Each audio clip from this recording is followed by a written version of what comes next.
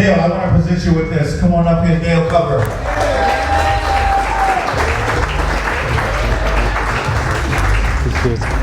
Nice, that's all.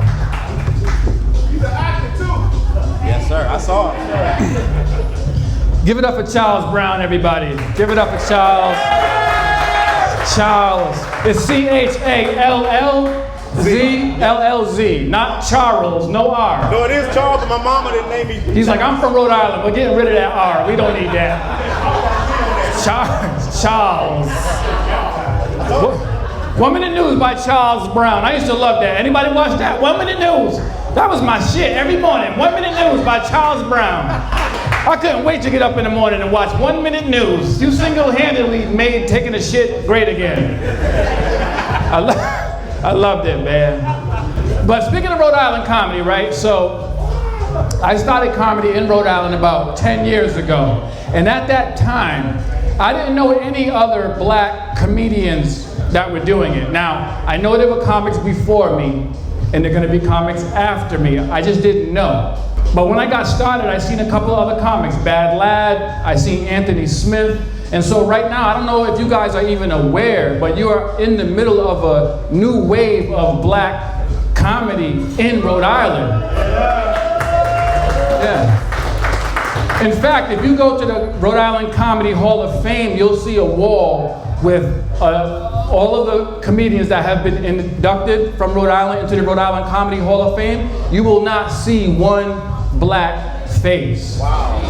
And it's not because of hate or shade or anything like that. It's not like that. Like I said, we weren't there. At least I didn't see it when I was coming up. Did you go to a local comedy show and see local comedians when you were in high school? No, right? My first comedy show was at Joe Vaughn's and we saw Tony Woods. That was my first time after seeing a live show, you know? And we got this documentary that's coming out. It's called Waves of Laughter by a comedian called Dan O'Brien. And they had no choice, and we appreciate they had no choice but to hit us up and say, hey, come on the show. Myself, Anthony Smith, a couple of the black comics were able to participate in this documentary. So it's a documentary, it's gonna live forever.